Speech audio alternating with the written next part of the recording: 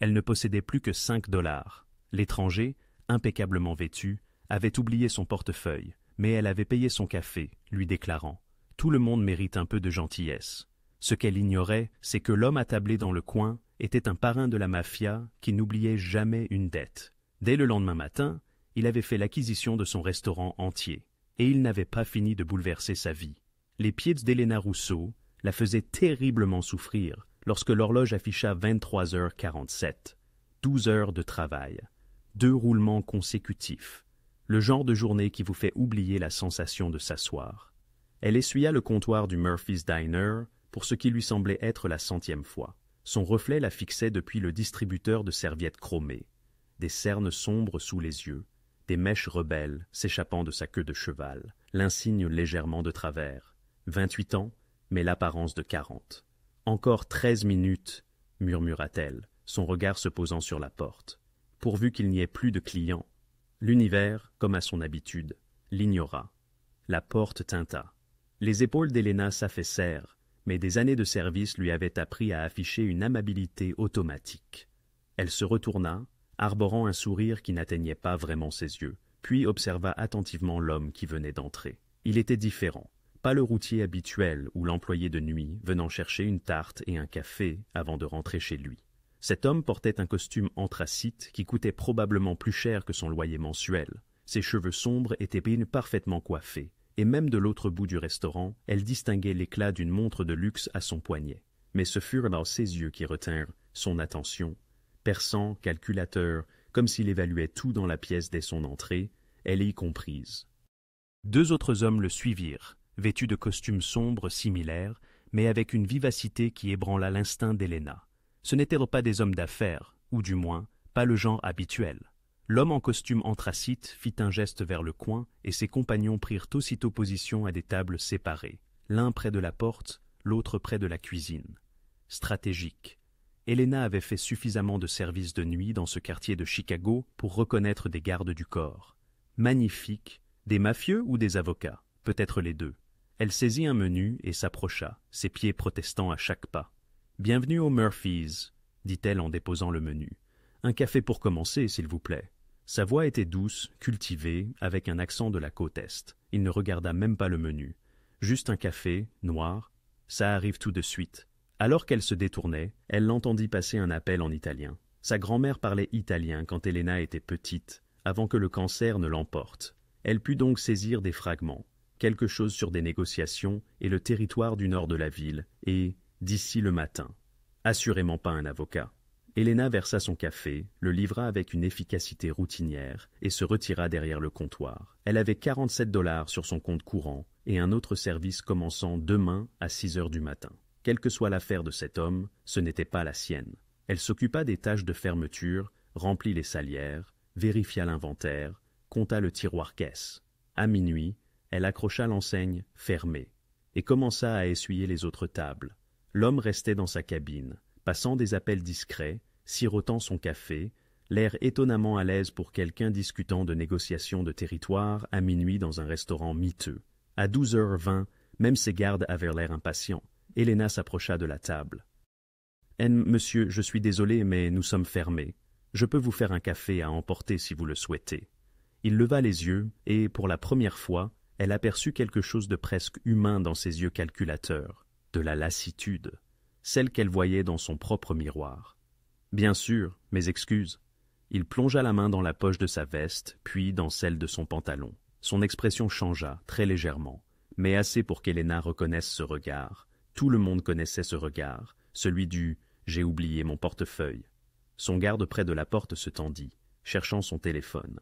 Mais l'homme leva une main pour l'arrêter. « Il semble que j'ai laissé mon portefeuille dans mon autre veste », dit-il calmement, même si Elena perçut un éclair d'agacement dans ses yeux, non pas envers elle, mais envers lui-même. C'est à ce moment que la plupart des gens se lamenteraient, inventeraient des excuses, promettraient de revenir le lendemain, mais cet homme se contenta d'énoncer les faits, attendant de voir sa réaction. Elena était épuisée, moralement et physiquement. Elle avait servi du café à des politiciens qui ne lui donnaient jamais de pourboire, à des hommes d'affaires qui la sifflaient comme un chien et à des adolescents qui laissaient leur table dans un état de désolation. Cet homme avait été poli, discret, il avait dit « s'il vous plaît, et merci. Et de plus, elle reconnaissait cette lassitude dans ses yeux. Quel que soit l'empire qu'il construisait ou la guerre qu'il menait ce soir, il était juste fatigué. « Vous aviez l'air d'avoir besoin d'une pause, » dit Helena, se surprenant elle-même par son audace.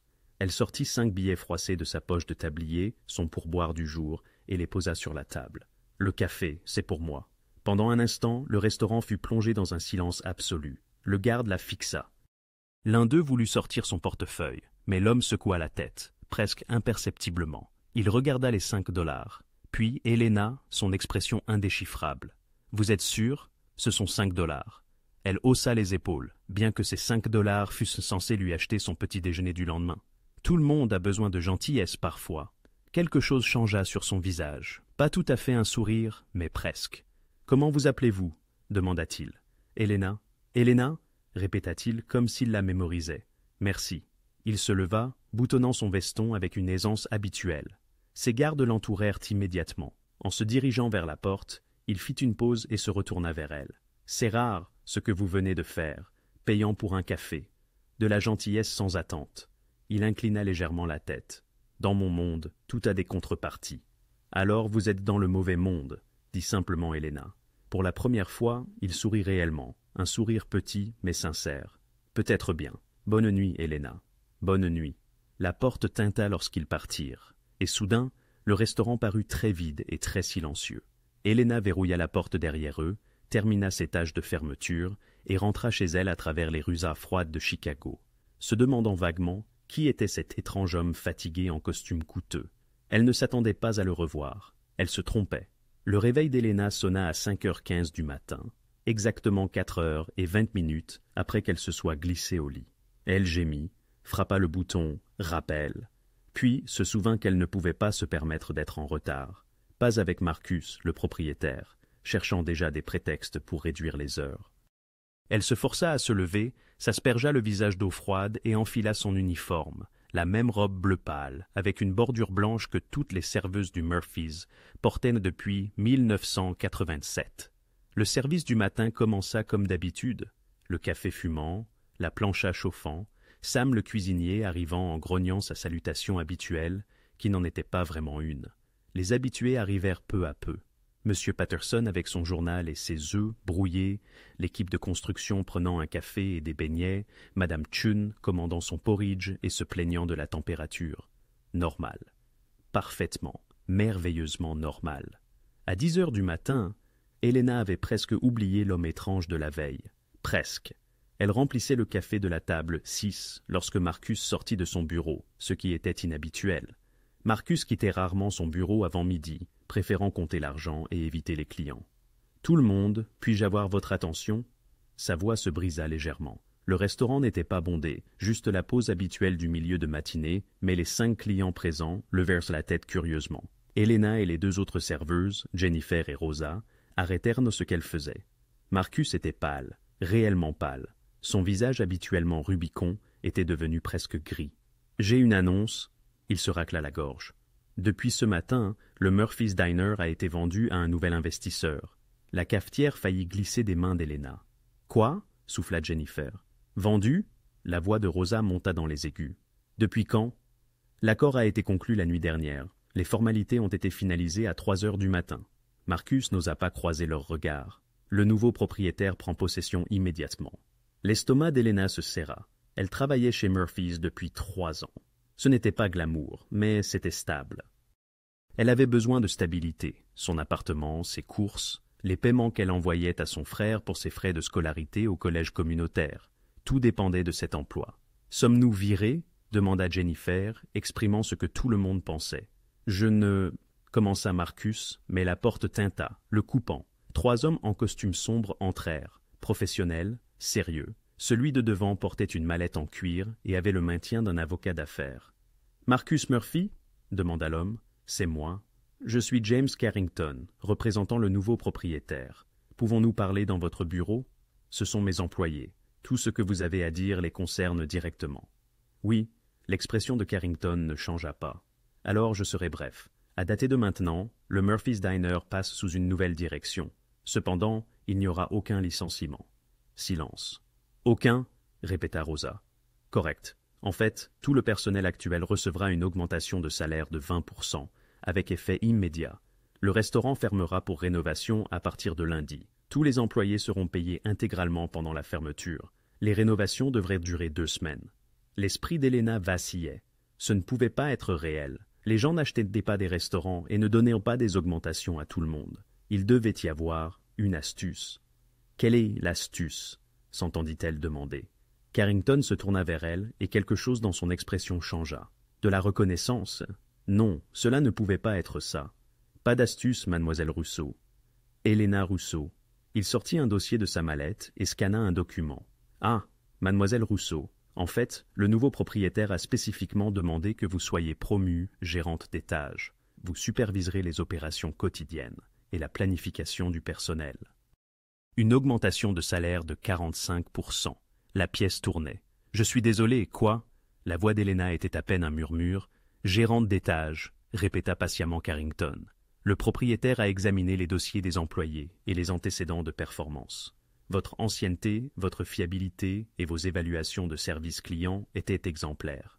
Un murmure, mêlant protestation et incrédulité, s'échappa de Jennifer. Rosa, elle, demeurait figée. « Je suis ici depuis plus longtemps, » déclara Jennifer d'une voix neutre. « La décision est irrévocable, » répliqua Carrington. « Y a-t-il des questions concernant la transition ?» Marcus avait l'air anéanti. « Qui est le nouveau propriétaire? Quel est son nom ?» L'investisseur préfère conserver l'anonymat pour l'instant. Toutes les communications transiteront par moi. Carrington tendit à Marcus plusieurs cartes de visite. Celles-ci sont pour vous et l'équipe de direction. Mademoiselle Rousseau, vous en aurez également besoin. Helena saisit la carte d'une main engourdie. La carte était simple, d'apparence luxueuse, portant l'inscription Carrington Legal Associates, avec un numéro de téléphone et un courriel. Les rénovations débutent lundi à 6 heures du matin. Un entrepreneur vous rejoindra ici pour discuter de l'étendue des travaux. Mademoiselle Rousseau, vous serez consultée sur toutes les modifications affectant la clientèle. Le propriétaire souhaite qu'une personne ayant une expérience de terrain prenne les décisions. C'est absurde, marmonna Marcus. C'est du business, monsieur Murphy. Carrington referma sa mallette. Oh, et une dernière chose. Le nom du restaurant reste inchangé. Murphy's a une histoire dans ce quartier. Le propriétaire la respecte. Il partit aussi efficacement qu'il était arrivé, ses associés le suivant en silence. Le restaurant explosa en discussion. 20% d'augmentation. Sam passa la tête de la cuisine. « Et les cuisiniers ?»« Tout le monde, » dit-il. « Tout le monde. » Rosa agrippa le bras d'Helena. « Est-ce que cela vient vraiment de se passer ?»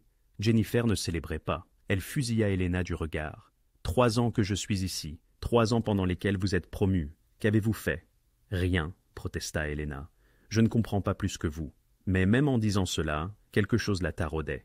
La nuit dernière, l'homme dans le coin, ses yeux vifs et calculateurs. Dans mon monde, tout a un prix. Non, c'était une folie. Une simple tasse de café ne pouvait pas... Son téléphone vibra. Numéro inconnu. Elle ouvrit le message. Considérez votre gentillesse récompensée. Ne vous inquiétez pas. Il n'y a pas d'obligation, juste de la gratitude. Elle. Les mains d'Helena tremblèrent en fixant l'écran.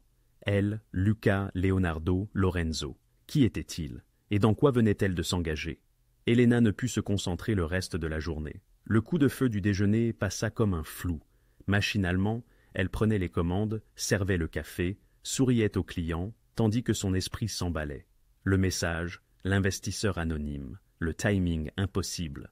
Jennifer lui parlait à peine, claquant les assiettes avec plus de force que nécessaire. Rosa lui lançait des regards curieux. Marcus s'était enfermé dans son bureau et n'en était pas sorti depuis le départ de Carrington. À 18 heures, la journée d'Helena aurait dû se terminer, mais elle resta. Elle ne pouvait pas rentrer chez elle, pas avec toutes ces questions brûlant dans son esprit. Elle avait besoin de réponses. La clientèle du soir était clairsemée. Un mardi soir dans ce quartier n'attirait jamais beaucoup de monde. Helena essuyait le comptoir lorsqu'à 19h15, la porte retentit. Elle leva les yeux, son souffle se coupa. L'homme de la nuit dernière entra, et cette fois, il n'y avait aucun mystère sur son identité. Il portait un autre costume, bleu marine. Tout aussi coûteux et se déplaçait avec la même assurance tranquille. Ses 2 gardes le suivaient, adoptant les mêmes positions stratégiques qu'auparavant. Mais maintenant, Helena savait. Maintenant, tout le monde savait. Jennifer se figea en plein service, le café coulant sur la table. Sam arrêta de retourner les hamburgers. Les yeux de Rosa s'écarquillèrent comme des assiettes. L'homme, elle, Lucas, quel que soit son nom, se dirigea directement vers le comptoir où Helena se tenait. Leurs regards se croisèrent. « Bonjour encore, Helena ?» Sa voix était calme, presque douce, mais elle sembla résonner dans le silence soudain du restaurant. Derrière elle, elle entendit le souffle aigu de Sam. « Vous, » dit Helena doucement, « vous êtes l'investisseur. »« Je le suis. » Il jeta un regard évaluatif autour du restaurant. « Puis-je m'asseoir ?» Helena désigna le tabouret devant elle, son pilote automatique professionnel, s'activant même si son cœur tambourinait. « Café, s'il vous plaît, noir comme avant. » Elle versa d'une main ferme.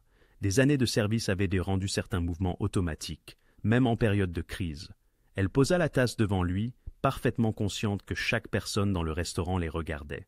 Pourquoi? La question sortit avant qu'elle ne puisse la retenir.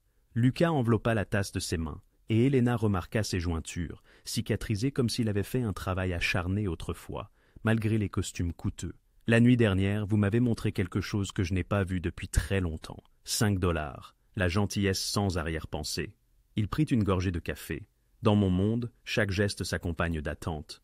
Chaque faveur exige un remboursement. Chaque sourire cache une transaction. » Il reposa la tasse avec précaution. Vous m'avez donné du café avec le dernier argent que vous aviez en poche, n'avez rien attendu en retour, et êtes rentré chez vous pour dormir dans un immeuble au chauffage défectueux parce que votre propriétaire ne fera pas de réparation. Helena cligna des yeux. Comment savez-vous? Je me suis fait un devoir de savoir certaines choses. Son ton n'était pas menaçant, juste factuel. Après votre départ hier soir, j'ai demandé à mes collaborateurs d'enquêter sur ce restaurant. Murphy's est en difficulté, en retard sur les permis. Le propriétaire envisage la faillite. De bonnes bases, des clients fidèles, mais en train de mourir lentement. Alors vous l'avez acheté? La voix d'Helena était plus ferme qu'elle ne le ressentait. À cause de 5 $, parce que vous m'avez rappelé que des gens bien existent toujours. Lucas se pencha légèrement en avant. Et les gens bien méritent aussi mieux que de se tuer au travail pour des propriétaires qui ne les apprécient pas. Considérez cela comme mes remerciements. C'est... Helena secoua la tête. C'est absurde. On n'achète pas de restaurant pour dire merci. La simple déclaration flottait dans l'air. Derrière Lucas, l'un de ses gardes parlait doucement dans un téléphone. L'autre s'était posté à la fenêtre, observant la rue avec une vigilance professionnelle. « Quel est votre nom ?» demanda Helena. « Votre nom complet. »« Lucas de Santis. » Le nom ne signifiait rien pour Helena, mais elle vit le visage de Rosa pâlir du coin de l'œil. Jennifer recula même d'un pas, donc cela signifiait quelque chose pour elle. « Devrais-je connaître ce nom ?» demanda Helena prudemment. La bouche de Lucas se tordit. « Cela dépend des cercles que vous fréquentez. Disons simplement que j'ai des intérêts commerciaux variés à Chicago. » Des intérêts commerciaux variés était certainement un euphémisme. Et maintenant, le restaurant Murphy's fait partie de ses intérêts. « Ou maintenant, Murphy's essaie de protéger, » corrigea Lucas doucement. « Personne ne vous dérangera, ni votre personnel, ni vos clients. Le quartier sera plus sûr. Le restaurant prospérera. Protégé de quoi? Des choses dont vous n'avez pas besoin de vous soucier. » Ce n'était pas une réponse, mais la façon dont il le dit, avec une certitude absolue, convainquit Helena. L'un de ses gardes s'approcha. « Monsieur, le périmètre est dégagé, mais nous devrions établir des protocoles réguliers. » Lucas hocha la tête. « Faites-le discrètement. Je ne veux pas effrayer les clients. »« Oui, monsieur. » Le garde se dirigea vers l'arrière du restaurant, probablement pour vérifier l'entrée de l'allée. L'autre resta près de la fenêtre. Helena observa cette scène, les réalisations s'abattant sur elle comme de l'eau froide. Il ne s'agissait plus seulement d'un restaurant. Lucas de Santis avait transformé Murphy's en autre chose.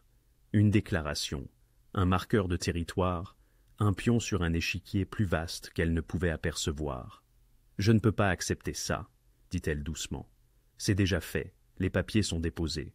Les rénovations commencent lundi. » Lucas termina son café. « Mais je comprends votre inquiétude, alors laissez-moi être clair. Je n'attends rien de vous, sauf ce que vous m'avez déjà donné. Faites votre travail, gérez ce restaurant, c'est tout, c'est tout. » Il se leva, déposant un billet de 100 $ neufs sur le comptoir pour le café. « Gardez la monnaie. »« Lucas, monsieur Santis, juste Lucas. » Il rencontra son regard, et à nouveau, elle vit cette lassitude sous la puissance. « Je ne suis pas votre ennemi, Helena. Je suis juste un homme fatigué des mondes froids et du café encore plus froid. Vous avez réchauffé les deux un instant. Laissez-moi vous rendre l'appareil. » Il se dirigea vers la porte, ses gardes se mettant en formation. « Je reviendrai, dit-il sans se retourner. Je trouve que j'aime cet endroit. La porte tintinabula. Ils étaient bien partis. Le restaurant resta figé pendant 3 secondes entières. Puis tout le monde commença à parler en même temps. Le lundi matin arriva comme une tempête. Elena fut présente à 5h30 du matin et découvrit le restaurant déjà grouillant de travailleurs. Un camion de déménagement était garé à la bordure du trottoir. Des hommes en bottes de travail sortèrent les vieilles banquettes qu'elle avait essuyées 1 millier de fois. L'antique jukebox, qui ne fonctionnait plus depuis 2019, était soigneusement chargé sur un chariot. Mademoiselle Rousseau, un homme au casque, un bloc-notes à la main, s'approcha. « Je suis Tony Marchetti, chef de projet. Monsieur Santis a dit que vous étiez en charge des décisions concernant la clientèle. » Elena regarda le chaos organisé. « Que faisons-nous exactement ?»« Tout. » Tony sourit. « Nouvelle banquette, nouveaux revêtements de sol, amélioration de la cuisine industrielle, nouvelle machine à expresso, la vraie italienne. Pas les machines à filtre, nouvelle peinture, nouvel éclairage. 2 semaines, dit-il, j'ai 40 hommes. Nous le ferons en 10 jours. 10 jours plus tard, Elena reconnaissait à peine le restaurant Murphy's. Les vieilles banquettes rouges craquelées avaient été remplacées par un riche revêtement en cuir. Bordeaux, classique, confortable. Le sol à carreaux noirs et blancs brillait. De nouvelles suspensions pendaient au-dessus de chaque table, donnant à l'espace une lueur chaleureuse et intime. La cuisine avait été transformée en ce que Sam appelait un rêve de professionnel, avec de nouvelles grilles, fours et un système de réfrigération qui fonctionnait réellement. Le plus grand changement se trouvait derrière le comptoir. Une machine à expresso étincelante qui semblait appartenir à un café milanais, toute de chrome et de laiton avec des boutons intimidants. « Tu sais te servir de ça ?» demanda Rosa, la fixant. « J'ai suivi un cours, » avoua Elena. « Lucas, monsieur Santis, a envoyé quelqu'un pour me former. Apparemment, un bon expresso est non négociable. » Rosa haussa un sourcil. « Lucas, hein, tutoiement maintenant. C'est ce qu'il m'a demandé de l'appeler. »« Ah, maman !» Le ton de Rosa était lourd de sens. La réouverture attira les foules. La nouvelle s'était répandue dans le quartier. Murphy's avait été racheté par quelqu'un qui avait de l'argent, du vrai argent, et l'endroit était incroyable. Les clients affluaient, curieux et affamés. Et Lucas venait tous les jours, pas toute la journée. Il arrivait vers 19h après le coup de feu du dîner, mais avant la fermeture, toujours dans la même banquette du coin, toujours avec au moins un garde, bien qu'ils aient essayé de se fondre dans le décor maintenant, portant des vêtements décontractés au lieu de costumes voyants. Chaque soir, il prenait place, commandait un café et la spécialité de Sam, et observait, simplement observait. Sa présence troublait une partie du personnel. Jennifer tremblait littéralement lorsqu'elle devait servir dans sa section. Rosa, quant à elle, bavardait bruyamment en cuisine, spéculant sur ce qu'un homme comme lui pouvait bien chercher dans un tel endroit. Mais Elena le traitait comme n'importe quel autre client. « Un café, Lucas ?» demandait-elle, la cafetière à la main. « S'il vous plaît, ce soir, Sam a préparé un ossobuco. Vous voulez essayer ?» Les recommandations de Sam ne m'ont jamais déçu. Elle lui apportait son plat, s'assurait qu'il ne manquait de rien, puis passait à la table suivante. Professionnelle, courtoise, rien de plus. Et elle remarquait, bien qu'elle s'efforçât de l'ignorer, comment son regard la suivait pendant son service. Non pas avec concupiscence ni possessivité, mais avec observation, comme s'il étudiait une énigme qu'il ne parvenait pas à résoudre. À la fin de la 2e semaine, les rumeurs commencèrent à circuler sérieusement. Elles prirent leur source auprès des clients. Madame Chan, une habituée de Murphy's depuis 15 ans, se pencha un matin au-dessus du comptoir. « Cet homme qui vient tous les soirs, c'est le nouveau propriétaire, n'est-ce pas ?»« Oui, oui, madame.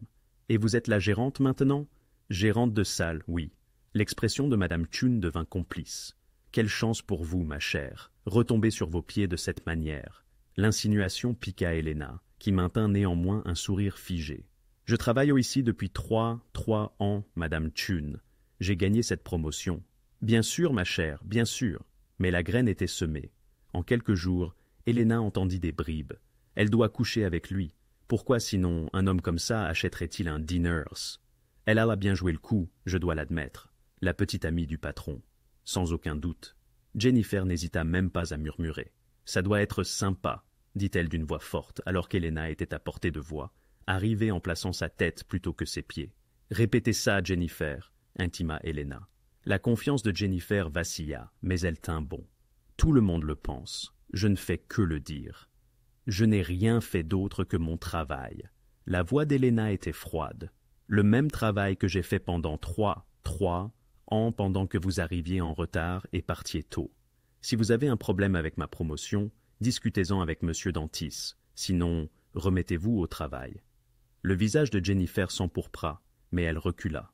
Ce soir-là, Lucas arriva à son heure habituelle. Elena lui apporta son café automatiquement, ses mouvements marqués par une colère persistante. « Journée difficile ?»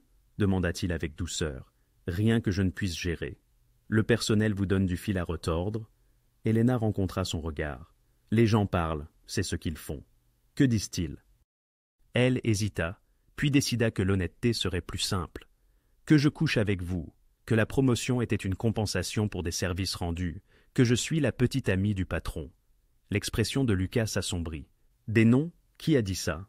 Ce n'a pas d'importance. Ça en a pour moi. Non. » Elena posa fermement la cafetière. « C'est mon problème et je vais le gérer. Je n'ai pas besoin que vous meniez mes batailles. J'ai causé ce problème en me donnant une opportunité que j'ai gagnée, » l'interrompit Elena. « J'étais la meilleure serveuse ici. Je suis arrivée à l'heure, à chaque fois. J'ai couvert les quarts de travail quand les gens s'absentaient pour maladie. Je connaissais par cœur la commande de chaque habitué. Le calendrier était peut-être peu conventionnel, mais j'ai mérité ce poste. » Lucas l'observa un long moment, puis, de manière inattendue, il sourit. « C'est vrai, alors, que les gens pensent ce qu'ils veulent. Je connais la vérité. »« Et quelle est-ce la vérité, Elena ?» Elle soutint son regard sans ciller. « Que vous avez payé une tasse de café, c'est tout. Quelque chose passa dans ses yeux, de l'approbation peut-être, ou du respect. C'est tout, » acquiesça-t-il doucement. Mais alors qu'Elena s'éloignait pour aider un autre client, elle sentit ses yeux sur son dos, et elle se demanda si l'un d'eux croyait encore à cela. La vérité, commençait-elle à se réaliser, était bien plus complexe qu'une tasse de café, et bien plus dangereuse. La première fois qu'Elena remarqua la camionnette, elle n'y prêta guère attention. C'était un jeudi soir, deux semaines après la réouverture. Le dîner fermait à minuit, et Elena avait pris l'habitude de rester tard pour faire l'inventaire et préparer les commandes du lendemain. Des responsabilités de gérante auxquelles elle s'habituait encore. À 0h30, des extras aux 0h30, en sortant les poubelles dans l'allée arrière, elle la vit. Une camionnette blanche garée de l'autre côté de la rue, moteur éteint, vitres teintées foncées. Étrange, mais c'était Chicago. Des camionnettes de livraison restaient garées toute la nuit, tout le temps. Elle jeta les sacs poubelles et rentra, verrouillant la lourde porte arrière derrière elle. La deuxième fois fut un samedi. Même camionnette, même endroit. Cette fois, elle remarqua une faible lueur à l'intérieur, comme si quelqu'un utilisait un ordinateur portable ou un téléphone. Encore une fois, pas forcément suspect. Peut-être un chauffeur dormant entre deux quarts. Mais le lundi soir, la camionnette était de nouveau là. Et cette fois, Elena vit deux hommes près de la bodega du coin, tous deux vêtus de vestes sombres, malgré la douce soirée de mai. Ils ne faisaient pas d'achat, ils ne fumaient pas, ils se tenaient juste là, observant. L'un d'eux regarda directement la porte arrière du dîner, alors qu'Elena en sortait avec les poubelles. Leurs yeux se croisèrent une seconde de trop. Les instincts d'Elena, les mêmes qui l'avaient gardée en sécurité pendant trois ans de nuit de travail tardive dans un quartier difficile, se mirent à hurler. Elle rentra rapidement, verrouilla la porte et resta un instant dans la cuisine, le cœur battant à tout rompre. « Ça va ?» Sam terminait le nettoyage, essuyant le grill. « Oui, j'ai cru voir quelque chose. »« Quel genre de quelque chose ?»« Rien, probablement. » Mais Elena sortit son téléphone et envoya un message au numéro que Lucas lui avait donné pour toute préoccupation, de jour comme de nuit. « Il y a une camionnette garée dans l'allée depuis 3 nuits et des hommes surveillent l'entrée arrière. Ça ne veut peut-être rien dire, mais ça ne me semble pas normal. » La réponse vint en moins de 30 secondes. « Restez à l'intérieur. Ne sortez plus par l'arrière ce soir. Quelqu'un va s'en occuper. »« S'occuper de quoi ?» demanda Sam, voyant son expression. « Je ne sais pas encore. » 20 minutes plus tard, alors qu'Elena comptait la caisse, elle entendit des voix dans l'allée. Pas fortes, mais fermes, autoritaires. Elle se dirigea vers la porte arrière, écoutant. « Propriété privée, vous devez partir. »« Nous ne faisons rien d'illégal. Parking public. »« Cette rue est privée. Vous voulez que j'appelle le CPD ou vous voulez partir maintenant ?» Un silence, puis un moteur qui démarra. Par la petite fenêtre, Elena vit la camionnette blanche reculer, suivie par les deux hommes à pied, marchant rapidement vers une berline sombre garée à deux pâtés de maison. Un instant plus tard, quelqu'un frappa à la porte arrière. Elena se tendit, mais une voix familière appela « Madame Russo, c'est Marcus. » le chef de la sécurité de Lucas. Elle ouvrit la porte et fit face à un homme d'une quarantaine d'années, bâti comme un boxeur, avec des mèches grises dans ses cheveux foncés. Elle l'avait déjà vu avec Lucas, mais ne lui avait jamais parlé directement. « Tout va bien ?» demanda Helena. L'expression de Marcus était sombre. « Ces hommes ne vous dérangeront plus ce soir, mais nous devons faire une vérification. Vous avez une minute ?»« Une vérification. Cherchez tout ce qu'ils auraient pu laisser. » L'estomac d'Helena se serra. Que laisseraient-ils? Espérons que rien. Marcus fit signe à un jeune homme derrière lui, portant ce qui ressemblait à un détecteur de haute technologie. « C'est Joey. Il va vérifier le périmètre. Ça ne prendra pas longtemps. » Helena les laissa entrer, observant Joey se déplacer méthodiquement dans la zone arrière avec son appareil, passant sur les murs, le cadre de la porte, la zone de la benne à l'extérieur. Qu'est-ce que c'est exactement que cet engin? Sam était sorti de la cuisine, alarmé. « Un détecteur de micro, » dit Marcus sans détour, pour rechercher des dispositifs d'écoute. « Jésus-Christ, » souffla Sam. « Quel genre de diner a besoin de détecteurs de micro? » « Et le genre qui appartient à Lucas de Santis, » pensa Helena, mais ne dit rien. Joey passa 15 minutes à inspecter chaque recoin de la zone arrière. Finalement, il appela Marcus, pointant quelque chose près de la benne.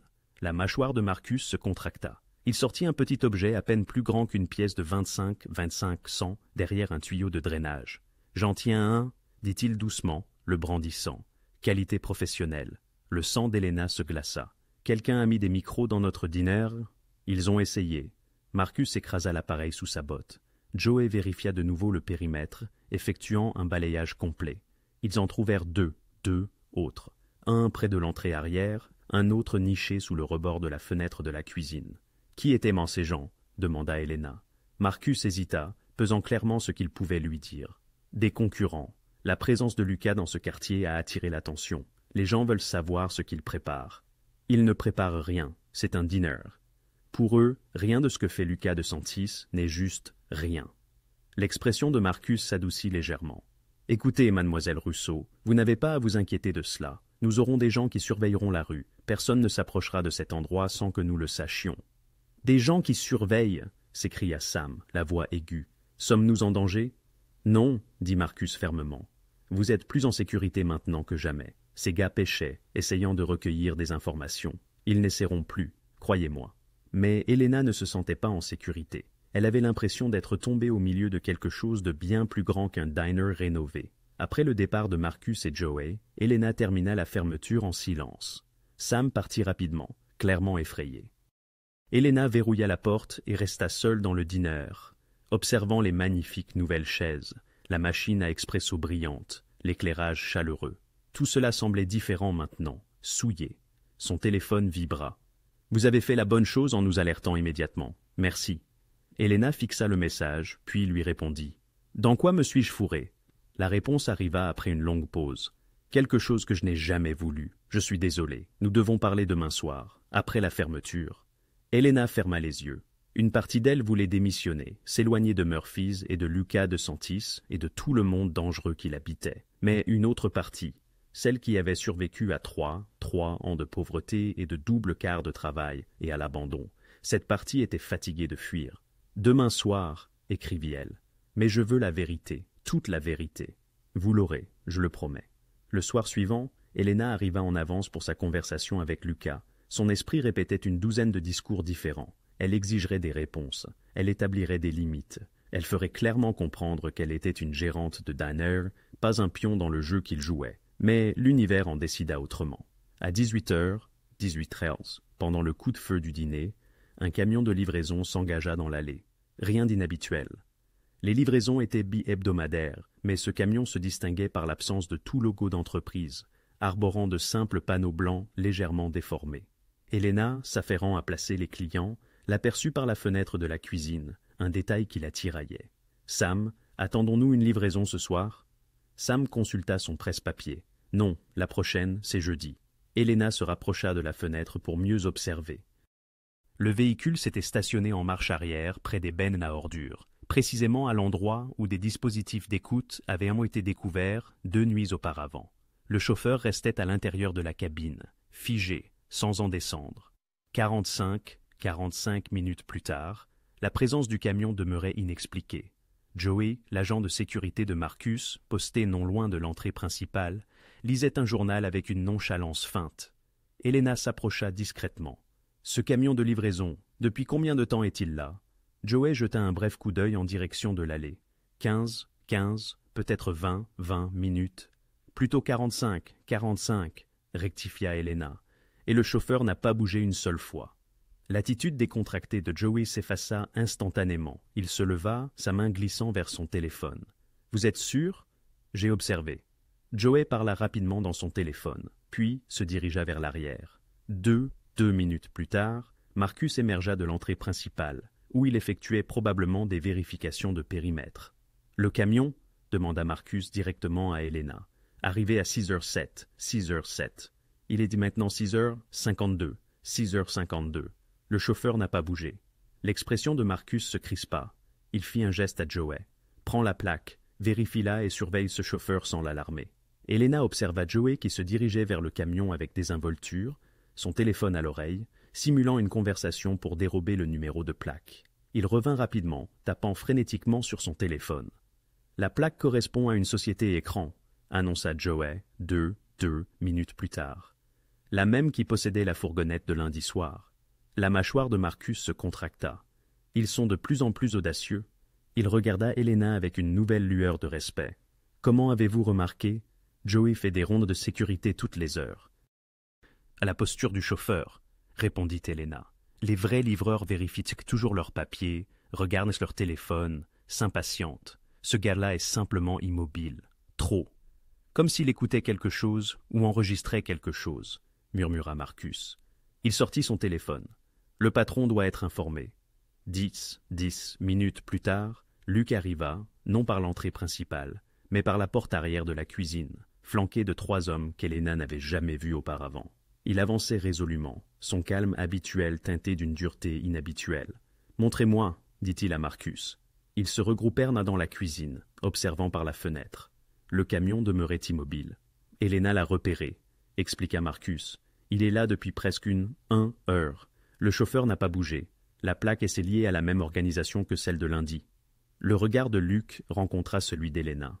« Vous avez remarqué ça ? Le timing ne semblait pas correct, et les chauffeurs de livraison ne restent pas immobiles comme ça. Non, ils ne le font pas. » Luc étudia son visage. « Quoi d'autre avez-vous remarqué ?»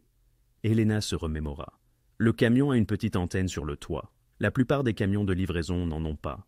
Et il s'est garé parfaitement du premier coup, ce qui signifie qu'il est soit très expérimenté, soit qu'il est déjà venu ici pour s'entraîner. » Luc échangea un regard avec Marcus. « Elle a raison. C'est une antenne de surveillance. Ils pourraient enregistrer l'audio des micros qu'ils ont déjà placés, » ajouta Marcus. « Les micros que vous avez détruits ?» demanda Elena. « Certaines personnes n'abandonnent pas si facilement, » dit Lucas sombrement. « Marcus, je veux que ce camion soit dégagé. Maintenant, envoyez un message qu'ils comprendront. Cet endroit est définitivement interdit. » « Quelle force de message ?» demanda Marcus prudemment. « Pas de violence. »« Pas ici, pas près du restaurant. Mais rendez-leur la chose coûteuse, très coûteuse. » Marcus hocha la tête et partit avec son équipe. À travers la fenêtre, Elena observa 5 hommes vêtus de noir apparaître de divers endroits autour du bloc. Ils avaient été là tout ce temps, invisibles. Ils entourèrent le camion avec efficacité. Le chauffeur tenta de démarrer le moteur, mais l'un des hommes de Marcus avait déjà crevé les pneus. Un autre photographiait le visage du chauffeur à travers la vitre. Un troisième brandit un badge de police. Que ce soit un vrai ou un faux, Elena ne pouvait le dire, et les mains du chauffeur se levèrent en signe de reddition. 15 minutes plus tard, une dépanneuse de la police arriva et emmena le véhicule. Le chauffeur fut escorté dans une direction différente par 2 des hommes de Marcus. « Que lui arrivera-t-il » demanda Elena doucement. Luc avait observé la scène en silence. Maintenant, il se tourna vers elle. Il sera interrogé, photographié, relevé d'empreintes digitales, puis renvoyé à ses employeurs avec un message clair. Ce territoire est fermé. Ensuite, nous nous assurerons que ses employeurs payent 10 fois le coût de cette opération de surveillance. Comment ? De manières qui ne vous concernent pas, mais son ton n'était pas dédaigneux. Il était protecteur. Il l'étudia un instant. Mon chef de la sécurité fait ce travail depuis 15 ans. Ancien militaire, formé à la contre-surveillance. Vous avez remarqué ce qu'il a manqué. J'ai juste fait attention. Non, la voix de Luc était ferme. Vous avez vu ce que des professionnels formés n'ont pas vu parce que vous comprenez les modèles, les rythmes, ce qui est normal et ce qui ne l'est pas. Ce n'est pas courant, c'est précieux. Elena sentit la chaleur monter à ses joues. J'étais juste observatrice, stratégique. Luc jeta un coup d'œil à Marcus, qui était revenu. Dites-moi honnêtement, que pensez-vous de la sécurité de l'entrée principale? Des préoccupations? Elena cligna des yeux devant ce changement soudain. Vous voulez mon avis? Oui. Elle y réfléchit.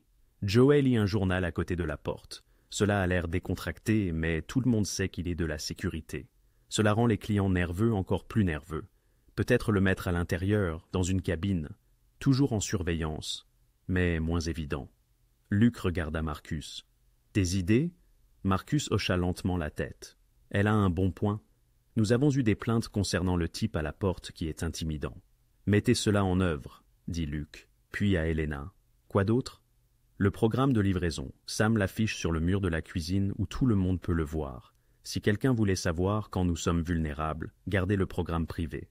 Luc l'interrompit, hochant la tête. Marcus, ajoute cela au protocole.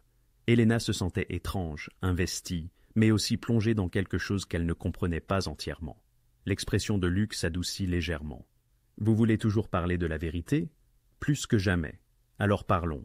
Après le départ du dernier client et le retour de Rosa chez elle, Elena verrouilla la porte d'entrée et tourna le panneau sur « Fermé ». Le dîner semblait différent la nuit, plus calme, plus intime, avec juste la douce lueur des suspensions et le bourdonnement des réfrigérateurs.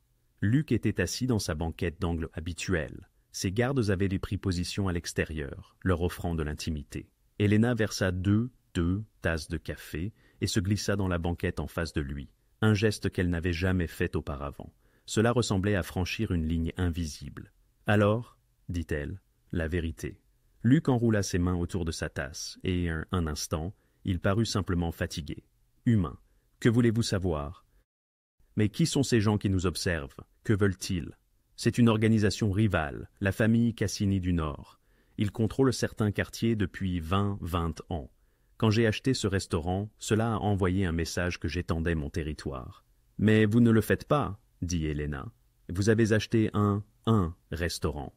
Dans leur monde, un seul mouvement signifie que 100 autres arrivent. Il teste mes défenses, essayant de comprendre mes plans. Il rencontra ses yeux. La vérité est que je n'ai pas de plan, pas le genre qu'ils imaginent. Alors pourquoi avez-vous vraiment acheté le Murphy's? Luc resta silencieux pendant un long moment. Quand j'avais 8 ans, ma mère m'emmenait dans un restaurant comme celui-ci, les mêmes banquettes rouges, le même carrelage noir et blanc, la même odeur de café et de bacon le matin. Sa voix était devenue plus douce, se souvenant. Nous n'avions pas grand-chose. Mon père était mort l'année précédente. Maman avait 2 emplois, mais chaque dimanche matin, elle m'emmenait dans ce restaurant et nous partagions des crêpes et du jus d'orange. Et pendant une heure, nous faisions semblant que tout allait bien. Elena se pencha en avant, écoutant. Quand je suis entré ici cette nuit-là, épuisé par des négociations qui m'auraient rapporté beaucoup d'argent mais m'ont coûté une partie de mon âme, je me suis assis dans cette cabine et j'ai senti le café et pendant une seconde, j'avais à nouveau 8 ans, en sécurité. Avant que tout ne devienne compliqué, il leva les yeux vers elle. Ensuite, vous avez payé mon café avec de l'argent dont vous aviez besoin pour vous-même et n'avez rien demandé en retour. Ce genre de bonté est rare. Peut-être que je voulais la préserver. Est-ce que cela a du sens? Oui, dit Elena doucement. Plus que vous ne le savez. Ils restèrent un instant dans un silence confortable. Et vous? Demanda Luc. Pourquoi Murphy's? Vous êtes intelligente, observatrice. Vous pourriez faire mieux que serveuse. Je le pourrais? Le rire d'Elena était amer. J'ai abandonné l'université après ma première année. Ma mère est tombée malade, un cancer, et quelqu'un devait s'occuper d'elle et de mon jeune frère et ma sœur. J'étais l'aîné, alors j'ai travaillé. Votre mère? Elle est morte il y a 3 ans. Elena fixa son café. Mon frère Danny, il a 20 ans maintenant, en collège communautaire. Il étudie l'ingénierie. Ma sœur Mia, elle a 17 ans, en terminale. Elle veut être vétérinaire. Sa voix se remplit de fierté. Ce sont de bons enfants, intelligents. Ils méritent leur chance. Alors, vous avez renoncé à la vôtre. Je n'ai rien abandonné. J'ai choisi. Elena rencontra son regard. C'est ma famille. On fait ce qu'il faut faire. Luc hocha lentement la tête. La famille avant tout, je comprends ça. C'est pourquoi vous faites ce que vous faites. En partie, l'expression de Luc s'assombrit. Après la mort de ma mère, j'avais 16 ans. Je n'avais rien, pas de famille, pas d'argent, pas d'avenir. Les rues de Chicago ne sont pas tendres avec les enfants comme ça. J'ai appris à survivre. Ensuite, j'ai appris à prospérer. Ensuite, j'ai appris que le pouvoir est la seule chose qui vous garde en sécurité. Il fit une pause. Mais le pouvoir a un coût. La solitude, devina Helena, entre autres choses. Il la regarda avec quelque chose comme de l'émerveillement. Vous voyez des choses que les autres ne voient pas. Vous n'êtes pas si difficile à lire. Tout le monde me trouve impossible à lire. Peut-être qu'ils cherchent les mauvaises choses. L'air entre eux changea, chargé de quelque chose de tacite. Le regard de Luc retint le sien, et Helena sentit son rythme cardiaque s'accélérer. Elle rompit le contact visuel la première, se levant pour remplir leur tasse. Alors, que va-t-il se passer maintenant avec la famille Cassini? Ils vont me tester encore quelques fois, je répondrai. À terme, ils finiront par comprendre que cet endroit ne vaut pas tous ces tracas et reculeront, et s'ils ne le font pas, ils le feront. L'assurance dans sa voix était inébranlable. Helena regagna la banquette, mais ne s'assit pas immédiatement. Vous savez, les gens parlent de nous. Laissez-les parler. Cela ne vous dérange pas, n'est-ce pas? Lucas pencha la tête. Vous excellez dans votre travail. Vous avez amélioré les opérations, maintenu le moral du personnel malgré les changements. Et vous avez décelé des failles de sécurité que mes professionnels aguerris avaient manquées. Si les gens veulent réduire cela à des commérages, c'est leur limite, pas la vôtre. Une douce chaleur envahit la poitrine d'Helena. Merci. De quoi? De me voir. Non pas ce que vous vouliez voir, mais de me voir réellement. Cela fonctionne dans les deux sens, dit Lucas doucement. Leurs regards se croisèrent à nouveau, et cette fois, aucun des deux ne détourna les yeux. Le moment s'étira, lourd de potentialités inexplorées. Finalement, Lucas se leva. Il est tard. Vous devriez rentrer chez vous. Je reste habituellement jusqu'à 1 heure du matin pour faire l'inventaire. Demain, je chargerai Marcus de vous raccompagner ce soir. Helena voulut protester, défendre son indépendance, mais la sincère inquiétude sur son visage l'en empêcha. D'accord. Alors qu'elle rassemblait ses affaires, Lucas reprit la parole. Helena, ce restaurant de dimanche dont je vous ai parlé. Oui, dit-elle. Il a fermé il y a 10 ans, démoli pour des condos. Sa voix était contenue. Cet endroit, le Murphy's, c'est un peu comme si je récupérais un fragment de ça. Merci pour ça. La gorge d'Helena se serra. Merci de m'avoir donné une chance de construire quelque chose de mieux pour moi et ma famille. Ils restèrent là, se regardant, l'air chargé de tout ce qu'ils ne disaient, n'est-ce pas? Puis Marcus frappa à la porte, rompant l'enchantement. « À demain » demanda Lucas. « À demain » confirma Helena. Mais alors qu'elle se dirigeait vers sa voiture, Marcus la suivant à une distance respectueuse, Helena savait qu'un changement fondamental s'était opéré entre eux. Il ne s'agissait plus d'un simple restaurant. Il s'agissait de deux êtres qui avaient érigé des murs pour survivre, trouvant quelqu'un qui comprenait le prix de ces murs et, peut-être, le courage de les abattre. Le trouble fit son apparition à 22h15, un mercredi soir tranquille. Helena les remarqua immédiatement. 3 hommes en veste sombre se déplaçaient avec une coordination décontractée qui déclencha des signaux d'alarme. Ils ne consultèrent pas le menu, ne cherchèrent pas de table libre, mais marchèrent directement vers le comptoir où Helena remplissait les distributeurs de serviettes. Le chef était grand, la cinquantaine, les cheveux gris coiffés en arrière et les yeux bleus froids. Ses compagnons flanquaient les sorties, l'un près de la porte, l'autre près du couloir de la cuisine. Joey, posté à sa place habituelle, se crispa, sa main glissant vers son téléphone. « Bonsoir », dit le chef, sa voix douce mais à la limite de l'intimidation. « Vous devez être Helena, on a beaucoup parlé de vous. Puis-je vous offrir quelque chose, messieurs ?» Helena garda un ton professionnel, ses mains stables malgré son cœur battant la chamade. « Des renseignements ?» En fait, il s'appuya sur le comptoir. « Belle rénovation. Ça a dû coûter quoi? 200 000 $, peut-être plus? Je ne connaîtrai pas les chiffres exacts. Non, bizarre, étant donné que vous êtes la gérante. » Son sourire n'atteignit pas ses yeux. Voici le problème avec les beaux établissements dans ce quartier. Ils ont besoin d'une protection adéquate. Une assurance, si l'on peut dire, contre les incidents malheureux. Le ventre d'Helena se tordit. Voilà, la menace qu'ils attendaient. « Nous avons une assurance, » dit-elle prudemment. « Pas le genre que je vends. » Il sortit une carte de visite, vierge à l'exception d'un numéro de téléphone. 5 000 dollars par mois. Maintient vos fenêtres intactes, votre équipement fonctionnel, vos clients en sécurité. Très raisonnable compte tenu de l'alternative. Alternative, les accidents arrivent. Feux de graisse, vandalisme, plainte de clients pour intoxication alimentaire. Même quand la nourriture est parfaitement bonne, c'est mauvais pour les affaires. Il tapota la carte sur le comptoir. Mais avec notre protection, rien de tout cela n'arrive. Propre, sûr, rentable, tout le monde est content.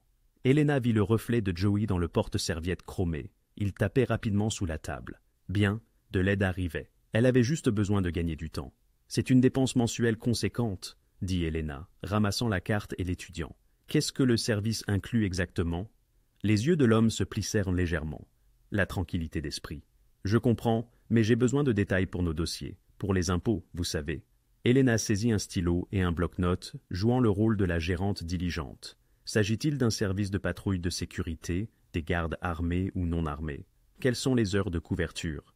Vous êtes amusante, mais il ne souriait pas. Je suis rigoureuse. Elena écrivit « service de protection » sur le bloc. Et je dois justifier toute dépense de plus de 1000 dollars auprès du propriétaire. Alors, aidez-moi à comprendre. Si nous payons 5 000 dollars par mois et que quelque chose arrive quand même, y a-t-il une garantie? Une politique de remboursement? Rien ne se passera. Mais hypothétiquement. Il n'y a pas d'hypothétique. Sa voix se durcit. Vous payez, vous êtes protégé. Vous ne payez pas, vous ne l'êtes pas. C'est simple. L'un de ses compagnons se déplaça près de la porte. L'autre regarda sa montre. Il devenait impatient. Elena jeta un coup d'œil à l'horloge. Joey avait envoyé le message il y a 3 minutes. Combien de temps avant l'arrivée des renforts? Je devrais contacter M. Dantis, dit Elena. Il gère tous les contrats importants. Faites ça. L'homme sortit son propre téléphone. Nous attendrons. Elena composa le numéro, priant pour que Lucas comprenne immédiatement la situation. Il répondit avant la fin de la première sonnerie. Elena. Monsieur Dantis, je vous prie de m'excuser de vous appeler si tard. Elle garda sa voix calme, professionnelle. Il y a ici des représentants qui discutent d'un service de protection mensuel. Ils demandent 5 000 dollars. Je voulais obtenir votre approbation avant. Combien d'hommes? La voix de Lucas était sèche. 3. Armes visibles? Non visibles, mais je le crois. Êtes-vous en sécurité pour le moment? Je leur parle professionnellement, oui. Gardez-les occupés. 3 minutes, je suis déjà en route. La ligne resta connectée. Lucas ne raccrocha pas. Il écoutait. Elena posa le téléphone sur le comptoir, côté haut-parleur vers le bas, mais toujours allumé. Il examine la proposition, dit-elle aux hommes, mais il a quelques questions concernant la zone de couverture. Zone de couverture? La patience du chef s'effilochait. Eh bien, oui, les 5 000 dollars couvrent-ils seulement l'intérieur du restaurant, ou incluent-ils le parking, l'allée, notre zone de livraison? Elena sortit un dossier de sous le comptoir, feuilletant inutilement les papiers. Nous avons eu des problèmes avec l'allée auparavant. Alors, si ce n'est pas inclus, ça couvre tout. Tout? Tout? Parce que nous prévoyons d'agrandir notre terrasse le mois prochain. Est-ce que cela serait couvert par le tarif actuel, ou cela nécessiterait-il des frais supplémentaires? La mâchoire de l'homme se serra. Vous traînez les choses en longueur. Je fais preuve de diligence. Elena le regarda droit dans les yeux. 5 000 dollars, c'est beaucoup d'argent. Je veux m'assurer que nous en avons pour notre argent. Votre argent, c'est de maintenir cet endroit debout. Est-ce une menace? C'est un fait. L'homme près de la porte se raidit soudainement, regardant vers la rue. « Patron, on a de la compagnie. » 2 vues noires s'étaient arrêtées devant l'établissement, se déplaçant rapidement. Les portières s'ouvrirent, et des hommes en tenue sombre émergèrent avec une efficacité militaire. L'expression du chef passa de confiante à piégée en quelques secondes. Marcus entra en premier par la porte d'entrée. 3 hommes derrière lui. À travers la cuisine, Elena entendit la porte arrière s'ouvrir. Plus de sécurité affluait. Et puis, Lucas entra. Son visage était un masque de fureur contrôlée. « Messieurs, sa voix était calme, dangereuse. Vous êtes dans le mauvais établissement. » Le chef tenta de se reprendre. « C'est juste une discussion d'affaires. Vous avez menacé ma gérante dans mon restaurant, devant mes clients. » Lucas s'approcha, et bien que plus petit que l'autre homme, il semblait remplir tout l'espace. C'était une erreur. La famille Cini vient de déclarer la guerre, et ils vous ont envoyé porter le message. Le sourire de Lucas était glacial. Marcus, raccompagnez ces messieurs. Assurez-vous que M. Cini comprenne que le Murphy's Diner est définitivement interdit. Toute nouvelle tentative d'approche sera considérée comme un acte d'agression. Vous ne pouvez pas arrêter. Je viens de le faire. La voix de Lucas s'abaissa encore. Et si vous, ou quiconque associé à Cini s'approche de cet endroit à moins de trois pâtés de maison, les conséquences ne seront pas une conversation. Elles seront permanentes. Nous comprenons-nous? Les hommes furent escortés dehors, encerclés par la sécurité. En quelques minutes, le restaurant fut dégagé. Elena exhala enfin, ses mains tremblantes, alors que l'adrénaline se dissipait. Lucas fut à ses côtés instantanément. « Ça va ?»« Ça ira. » Elle le regarda. « C'est vraiment en train d'arriver, n'est-ce pas? C'est votre monde. Ça n'a pas à être le vôtre. Ça l'est déjà. » La voix d'Elena était plus ferme qu'elle ne le ressentait. « Au moment où j'ai payé ce café, j'en suis devenue partie prenante. » Lucas observa son visage. « Je peux vous protéger, mais je ne peux pas garantir votre sécurité à 100%. 100%. Pas si vous restez. Alors, ne la garantissez pas. Soyez juste honnête avec moi, toujours. Je peux le faire. » Bien. Elena prit une profonde inspiration. « Maintenant, dites à Marcus de tripler la sécurité. Si nous faisons ça, nous le faisons correctement. » L'expression de Lucas changea. Surprise, respect, quelque chose de plus profond. « Vous êtes sérieuse, mortellement sérieuse. » Il hocha lentement la tête. Alors le Murphys devient une forteresse. Surveillance 24 heures, 24 heures, 24 heures. Sécurité armée, la totale. Personne ne touchera plus jamais à cet endroit. Pendant qu'il passait des appels, coordonnant les nouvelles mesures de sécurité, Elena rangeait ses papiers éparpillés.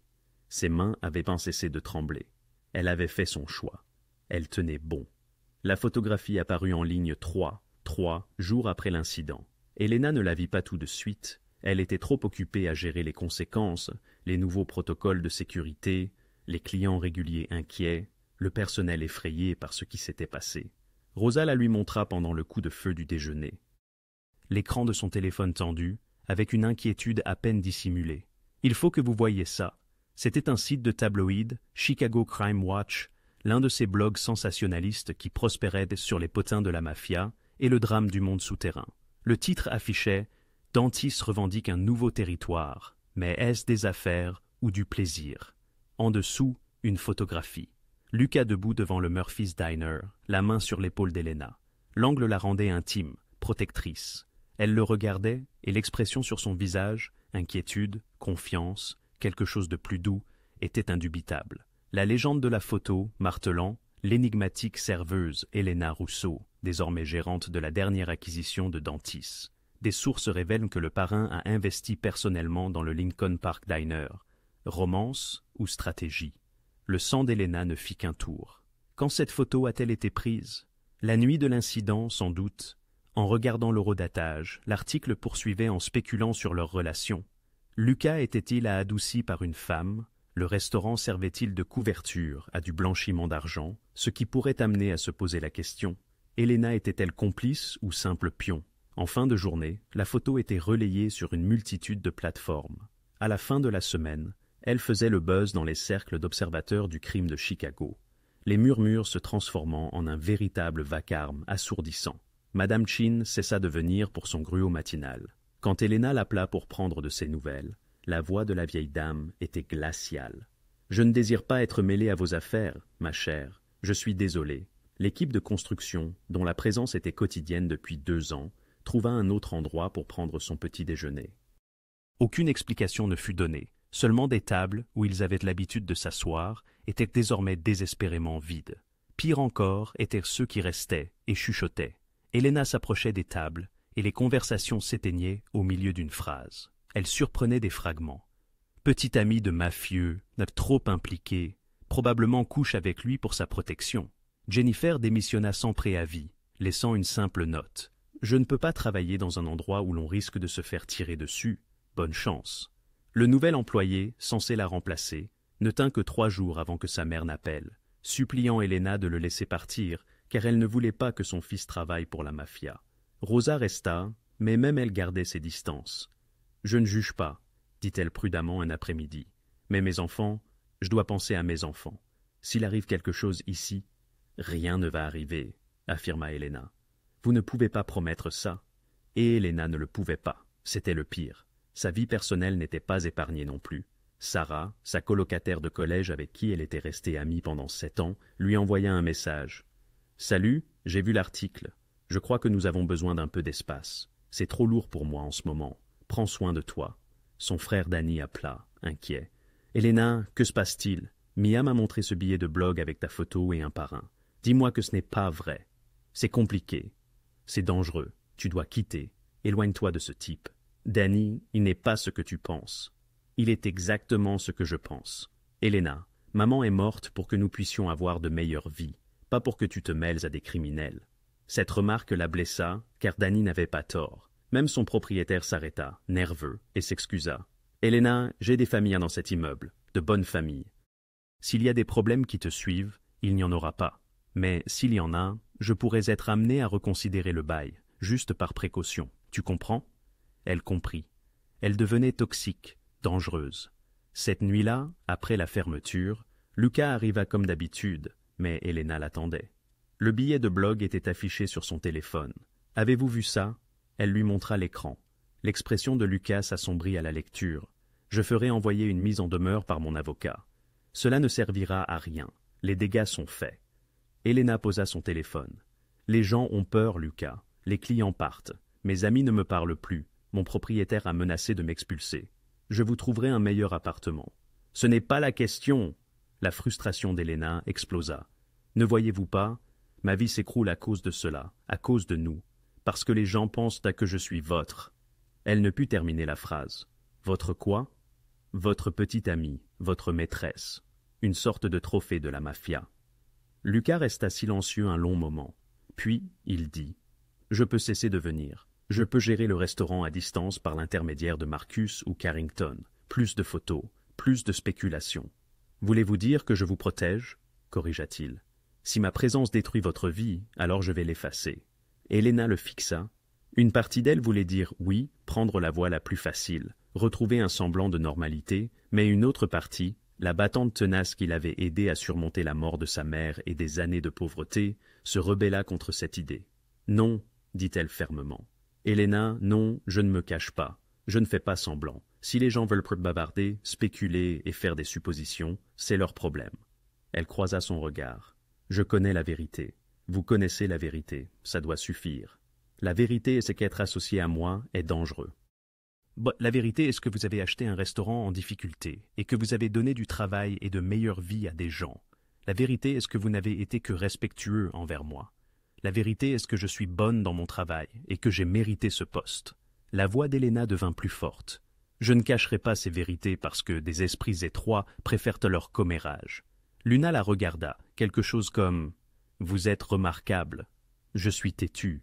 Ça aussi. » Il sourit légèrement. « Mais si nous faisons cela, si je continue à venir ici, à être visible, cela devient plus difficile. L'attention s'intensifie. La situation de Cassini n'est pas réglée.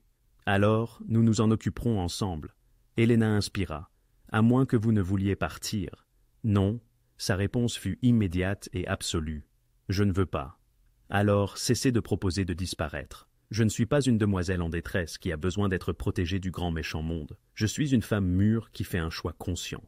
Et quel est ce choix? Elena soutint son regard. De tenir bon dans mon restaurant avec ma vie. Et si cela vous inclut, alors cela vous inclut publiquement. Honnêtement, sans rien cacher. Lucas se leva et contourna le comptoir jusqu'à se retrouver directement devant elle. Vous comprenez ce à quoi vous vous engagez? Mieux chaque jour. Et vous êtes sûr? Complètement. Il sourit. Un sourire sincère, chaleureux. Le genre de sourire qui transformait tout son visage. Alors, laissez-les parler. Laissez-les photographier. Laissez-les spéculer. Nous connaissons la vérité. Nous connaissons la vérité, répéta Elena. Et tandis qu'ils se tenaient là dans le silence du restaurant, elle réalisa que, quelque part en chemin, ceci avait cessé d'être une question de tasse de café ou de transaction commerciale. C'était devenu une histoire de deux personnes qui se choisissaient. Tant pis pour les conséquences. 2 semaines après la déclaration d'Elena de ne pas reculer, les choses furent à nouveau mouvementées. Lucas arriva au restaurant à 14 heures un jeudi. Ce n'est pas habituel, car il venait généralement le soir. Il n'était pas seul. James Carrington, l'avocat qui avait livré la nouvelle de l'achat du restaurant, l'accompagnait, ainsi qu'un autre homme qu'Elena ne reconnut pas. plus âgée, distinguée et portant un porte-document en cuir. « Elena, avez-vous quelques minutes ?» demanda Lucas. « Nous devons discuter de quelque chose d'important. » Elle essuya ses mains sur son tablier. « Bien sûr, mon bureau. » Marcus avait transformé l'ancienne réserve en un véritable bureau pour elle la semaine précédente. Bureau, classeur, un ordinateur et même une petite fenêtre. C'était surréaliste d'avoir un vrai bureau. Les 4 personnes se serrèrent dans le petit espace. Carrington fit les présentations. Voici Robert Chen, un consultant en affaires. Il est plus spécialisé dans la supervision opérationnelle pour les entreprises multipropriétés. Elena lui serra la main, interloquée. Multipropriété ? C'est ce dont nous devons discuter, dit Lucas, lui faisant signe de s'asseoir derrière son bureau, tandis que les hommes restaient debout. Au cours du dernier mois, vous avez démontré des compétences qui dépassent la gestion de restaurants. Vos capacités d'observation, votre pensée stratégique et votre gestion de crise pendant l'incident de Cassini. Ce ne sont pas des talents courants. Je faisais juste mon travail. Vous faites bien plus. Lucas s'appuya contre le bureau. C'est pourquoi je souhaite officialiser votre poste. Pas seulement en tant que gérante de Murphy's, mais en tant que mon conseillère opérationnelle. Elena cligna des yeux. « Votre quoi ?» Robert Chen ouvrit son porte-document et en retira plusieurs pièces. Monsieur Dantis possède 17 entreprises légitimes à travers Chicago.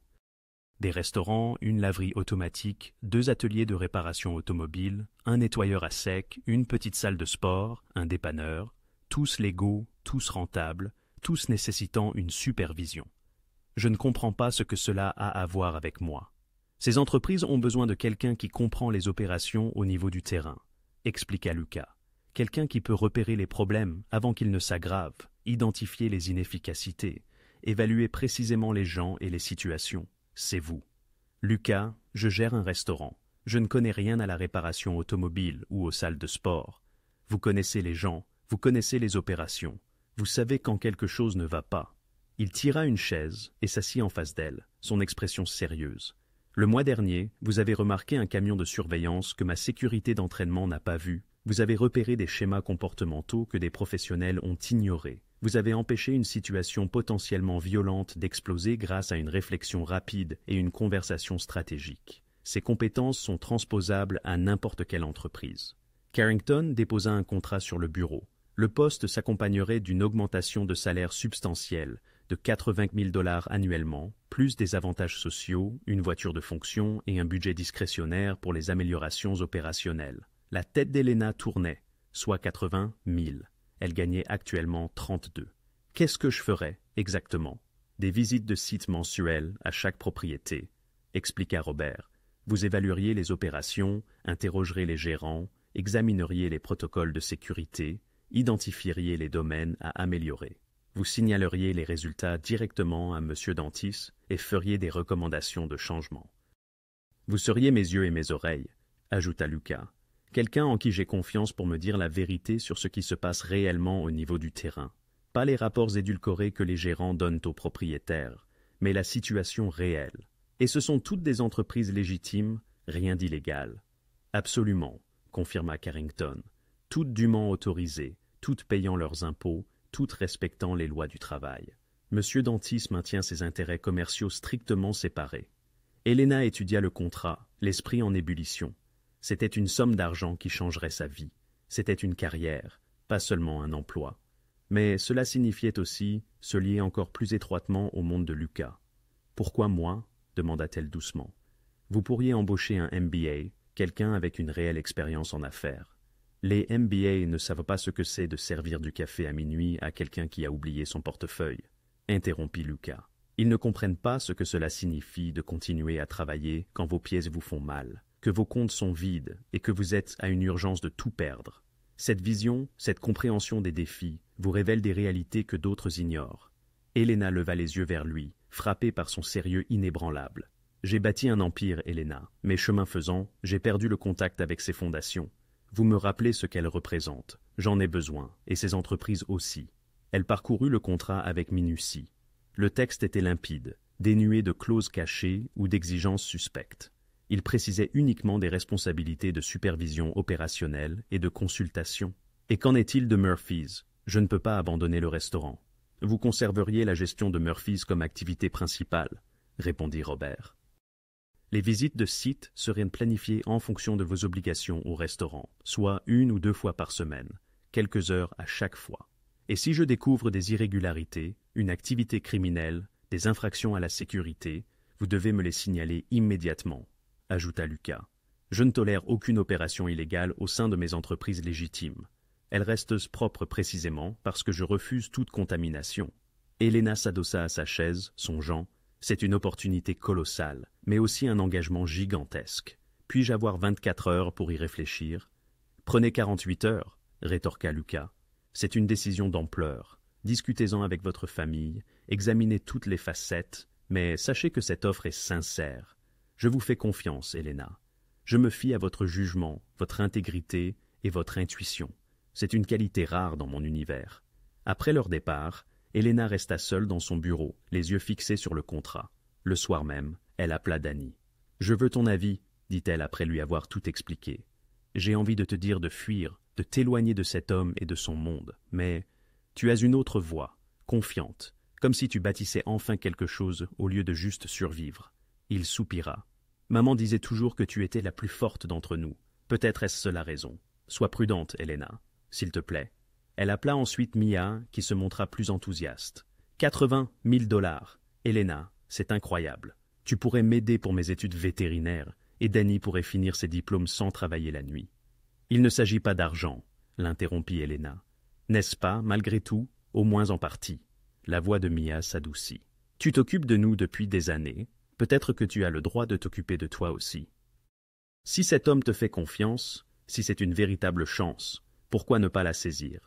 Cette nuit-là, de retour au restaurant, Elena trouva Lucas dans son recoin habituel. Elle fit glisser le contrat signé sur la table. « J'ai des conditions, » annonça-t-elle. « Dites-les, » dit Lucas. « Premièrement, si je découvre quoi que ce soit d'illégal, je le signalerai aux autorités. Je ne couvrirai rien. Accepté. Deuxièmement, Murphy's reste ma priorité. Les autres affaires ne peuvent pas interférer avec le restaurant. C'est déjà inclus dans le contrat. Troisièmement, une totale transparence sur tout. Votre monde, vos entreprises, ce dans quoi je m'engage. » Lucas la regarda droit dans les yeux. « Transparence absolue. Vous avez ma parole. » Elena prit une profonde inspiration. « Alors, je suis partante. » Son sourire était authentique, empreint de soulagement. « Bienvenue dans l'équipe, mademoiselle Rousseau. C'est toujours Elena. Bienvenue à bord, Elena. » Tandis qu'ils se serraient la main, Elena sentit le poids de sa décision l'envahir. Elle n'était plus seulement une serveuse ayant témoigné de la gentillesse envers un inconnu. Elle faisait désormais partie de quelque chose de plus grand, qu'il s'agisse du meilleur ou du pire. Elle avait choisi sa voie. La première visite officielle d'Elena en tant que conseillère opérationnelle la mena à l'un des ateliers de réparation automobile de Lucas dans le quartier sud. Ce devait être une routine, vérifier les registres, interroger le gérant, évaluer le fonctionnement. Au lieu de cela, elle découvrit le lien qui allait mettre fin au harcèlement de la famille Cini. Le gérant de l'atelier, un homme nommé Pete Kowalski, parut anxieux durant sa tournée d'inspection. Pas d'une anxiété coupable, mais d'une inquiétude palpable. Quand Elena l'interrogea sur les schémas de fréquentation habituels, il hésita. « Nous avons eu des clients étranges ces derniers temps, » admit Pete. Des gars qui amènent des voitures pour des réparations insignifiantes, mais passent plus de temps à poser des questions sur le quartier, sur d'autres commerces, sur les propriétés de Monsieur de Santis. L'intuition d'Elena s'éveilla. Depuis combien de temps cela dure-t-il ? 3, peut-être 4 semaines, depuis l'incident au restaurant Murphy's. Elena sortit son téléphone et appela immédiatement Marcus. « J'ai besoin que tu fasses des vérifications d'antécédents sur les clients récents de l'atelier de Pete. Je crois que la famille Cini utilise les propres entreprises de Lucas pour recueillir des informations. » 2 heures plus tard, Marcus avait confirmé ses soupçons. 5 clients différents, répartis dans 3 propriétés distinctes de Dantis, l'atelier automobile, le gymnase et la laverie automatique, étaient liés à des entreprises de façade des Cini. Ce soir-là, Elena déploya une carte sur son bureau, chez Murphy's. Lucas, Marcus et Robert Chin se rassemblèrent, tandis qu'elle marquait des emplacements avec des épingles rouges. « Regardez le motif, » dit Elena, traçant des lignes entre les épingles. Chaque propriété ciblée se trouve dans un rayon de 3 blocs. Ils ne recueillent pas d'informations générales. Ils cartographient un territoire spécifique. Ce territoire, déclara Lucas, tapant au centre du cercle. Le restaurant Murphy's se trouvait au cœur exact de la zone. Il prépare quelque chose de plus grand qu'une extorsion. murmura Marcus. C'est une préparation à l'invasion. Elena étudia la carte, son esprit en pleine effervescence. Pete a dit qu'il s'était renseigné sur les horaires de livraison et les changements d'équipe des employés. Ce n'est pas une curiosité aléatoire. Il cherche des vulnérabilités, des moments où la sécurité est faible. Quand sommes-nous le plus vulnérables? Lui demanda Lucas directement. Elena n'hésita pas. Les mardis et mercredis matins, de 4 heures à 6 heures. C'est à ce moment-là que les livraisons arrivent, quand il n'y a qu'un seul agent de sécurité et que je ne suis pas encore là. S'il voulait faire passer un message, endommager des biens, intimider le personnel, c'est à ce moment-là qu'il frapperait. Lucas regarda Marcus. Pouvons-nous renverser la situation, utiliser leurs informations contre eux? Absolument, répondit Marcus avec un sourire prédateur. Si nous savons quand ils prévoient d'attaquer, nous pouvons être prêts, plus que prêts. J'ai une meilleure idée, dit doucement Elena. Tous les regards se tournèrent vers elle. Ne vous contentez pas de les arrêter, exposez-les. Au cours de la semaine suivante, Elena mit en place ce que Marcus qualifia de « piège le plus complexe que j'ai vu en 20 ans ». Elle identifia chaque agent des CINI ayant visité les propriétés de Dantis, chaque faux client, chaque tentative de surveillance. Elle documenta l'ensemble, photos, horodatage, plaques d'immatriculation, conversations enregistrées. Puis, elle fit l'inattendu. Elle contacta la détective Sarah Morrison, une enquêtrice de la police de Chicago qu'elle avait rencontrée des années auparavant, lorsque le sac de sa mère avait été volé. « J'ai besoin de votre aide », lui dit Elena, lors d'un café dans un lieu neutre. « Mais vous devez me faire confiance. » Elle lui exposa tout, la tentative d'extorsion, la surveillance, les faux clients collectant des informations. Elle fournit des preuves tangibles de chaque allégation. « Ce sont les opérations de la famille CINI », déclara Morrison, feuilletant les documents. « Comment avez-vous obtenu tout cela ?»« Je suis attentive et j'ai des moyens, » répondit Elena. « Les moyens de Lucas de Santis ?» L'expression de Morrison était illisible. « Oui, mais ce que je vous offre est une preuve légitime d'activité criminelle. Extorsion, complot, violation de la surveillance, tout est passible de poursuite. » Morrison l'examina. « Pourquoi venir me voir? Pourquoi ne pas laisser Dantis s'en occuper à sa manière? Parce que je ne veux pas de guerre, je veux la justice. Il y a une différence. » Morrison prit les preuves. « Je devrais tout vérifier. Vérifiez autant que vous voulez, tout est réel. » 3 jours plus tard, un mardi matin à 5h47, 2 agents des CINI tentèrent de vandaliser le restaurant Murphy's. Ils coupèrent la clôture arrière, armés de peintures et d'outils, visiblement dans l'intention de causer des dommages importants. Ils furent accueillis par Marcus et 6 agents de sécurité, ainsi que par la détective Morrison et 4 policiers, tous équipés de caméras corporelles. Les hommes des CINI furent arrêtés sur le champ. Mais le plan d'Elena ne s'arrêta pas là. En utilisant les téléphones des hommes arrêtés, la police remonta l'opération jusqu'à 6 entreprises de façade des CINI, de fausses sociétés de gestion immobilière, une entreprise de construction fantoche et une société de conseil en investissement qui n'existaient que sur le papier, toutes fonctionnant illégalement, toutes impliquées dans le blanchiment d'argent et l'extorsion. L'après-midi même, des agents fédéraux perquisitionnèrent simultanément les 6 sites. Le Chicago Tribune publia l'histoire le lendemain matin. Raid fédéral démantèle une opération criminelle du North Side. Un tuyau anonyme conduit à de multiples arrestations. Elena lut l'article au comptoir du restaurant, son café refroidissant à ses côtés. Lucas était assis en face d'elle, lisant son propre exemplaire. « C'est vous qui avez fait cela, » dit-il doucement. « Vous avez mis fin à une entreprise criminelle de 20 ans grâce à l'observation et à la stratégie. »« Nous avons fait cela, » corrigea Elena. « Vos ressources, la sécurité de Marcus, mes observations. C'est un travail d'équipe. La famille CINI est finie. Leurs façades légitimes sont exposées, leurs opérations démantelées. Leurs dirigeants font face à des accusations fédérales. » Lucas plia le journal. « Tout cela parce que vous avez été attentive. » Elena regarda autour d'elle dans le restaurant. Les comptoirs étincelants, les cabines confortables, le personnel travaillant efficacement. Rosa servait des clients réguliers qui avaient recommencé à venir. Sam sifflait dans la cuisine. L'endroit semblait revivre. « Je comprends maintenant, » dit-elle doucement, « ce que cet endroit est vraiment. Qu'est-ce que c'est? Pas seulement un restaurant, c'est une déclaration, une ligne dans le sable. C'est votre territoire, mais c'est aussi ma maison, mon équipe, ma responsabilité. » Elle le regarda dans les yeux. « Je n'ai pas seulement choisi de travailler pour vous, Lucas. J'ai choisi de construire quelque chose qui mérite d'être protégé.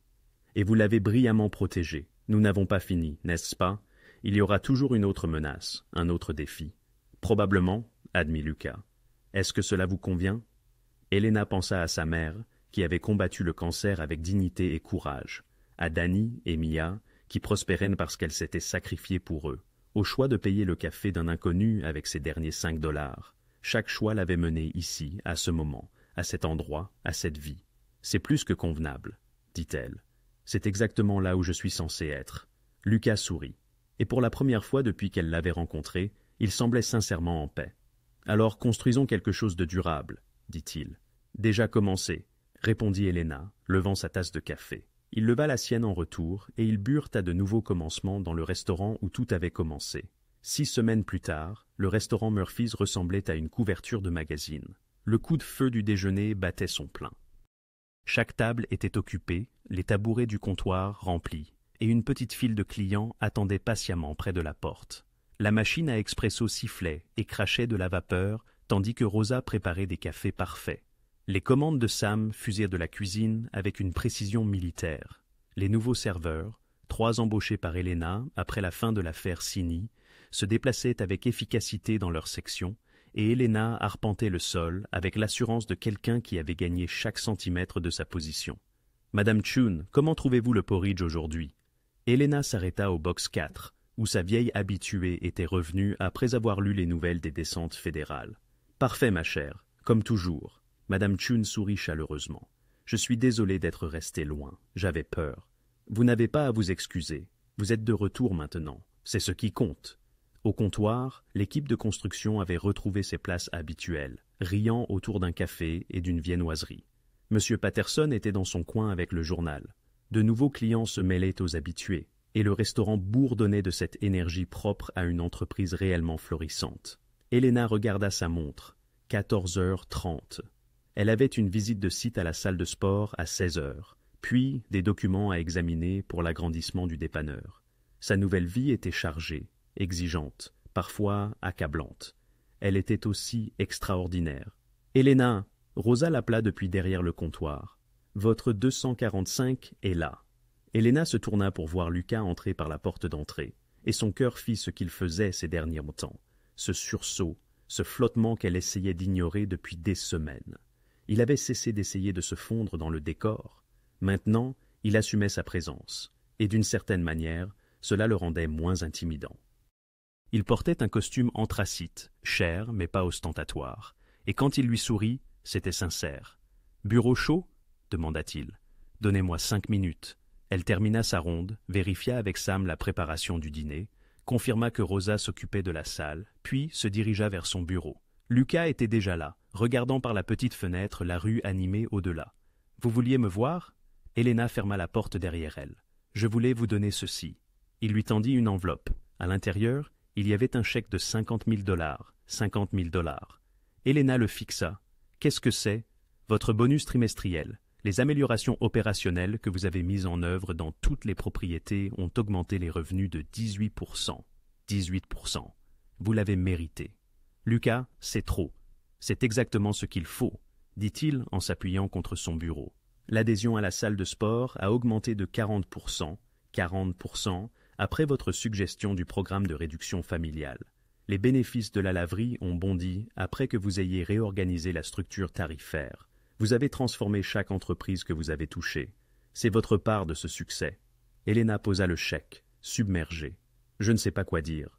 Dites que vous dînerez avec moi ce soir. Pas un dîner d'affaires, pas une relation gérant-propriétaire, juste un dîner. La requête resta suspendue dans l'air entre eux. Ils dansaient autour de cela depuis des semaines, des mois même, vraiment depuis cette première nuit. Les conversations qui duraient trop longtemps, les regards qui avaient trop de sens, la distance prudente qu'ils maintenaient parce que franchir cette ligne semblait dangereux. « Lucas, je sais ce que vous allez dire. C'est compliqué. Je suis votre employeur. Il y a une dynamique de pouvoir. Vous vous inquiétez de la perception. » Il se rapprocha. « Mais Elena, je n'ai pas pu arrêter de penser à vous depuis la nuit où vous avez payé mon café avec de l'argent dont vous aviez besoin pour vous-même. Ce n'était pas à propos des 5 $, 5 $. C'était à propos de qui vous êtes, gentille, forte, refusant de laisser le monde vous rendre froide. Vous l'avez déjà dit, parce que c'est vrai, Parce que dans mon monde, tout le monde veut quelque chose. Tout le monde a un plan, sauf vous. » Sa voix s'adoucit. « Vous vouliez juste aider un étranger fatigué. Et d'une certaine manière, ce simple acte de gentillesse a tout changé. » Elena sentit les larmes lui monter aux yeux. « Ça a tout changé pour moi aussi. Je me noyais, Lucas. Je me tuais au travail, survivant à peine, me demandant si ma vie se résumerait toujours à cela. Puis, vous êtes entré, et soudain j'ai eu des opportunités, un but, un avenir au-delà de la simple survie quotidienne. Alors, dînez avec moi. Laissez-moi vous emmener quelque part de bien. Laissez-moi vous remercier correctement de m'avoir sauvé cette nuit-là. Vous m'avez déjà remercié, vous m'avez acheté un restaurant. » Elle rit à travers ses larmes. « Alors, laissez-moi vous remercier d'être brillante, observatrice, courageuse et assez têtue pour tenir bon quand tout le monde vous disait de fuir. » Il lui prit la main. « Laissez-moi vous remercier de me voir. Pas la réputation, pas le pouvoir, pas le danger, juste moi. » Elena regarda leurs mains jointes, puis son visage. La fatigue qu'elle avait vue cette première nuit avait disparu, remplacée par quelque chose de plus léger, plein d'espoir. « Une condition, dit-elle. Dites-la. Pas de cachette, pas de prétendre que nous ne sommes pas quelque chose que nous sommes. Si nous faisons cela, nous le faisons honnêtement. Je ne serai pas votre secret. Je ne veux pas que vous soyez mon secret.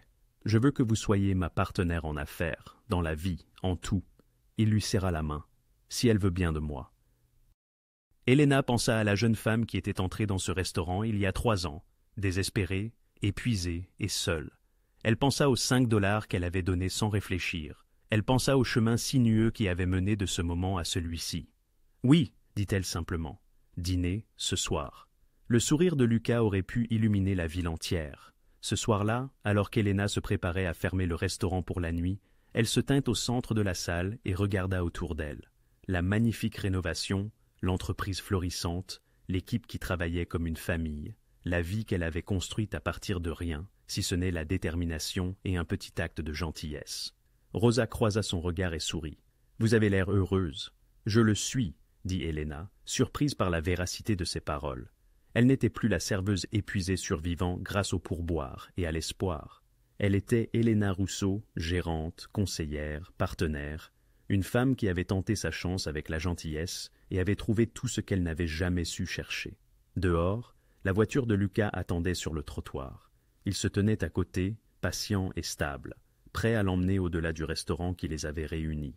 Elena ferma la porte à clé, tourna l'enseigne sur « Fermé » et marcha vers son avenir. Tout avait commencé avec $5 et une tasse de café.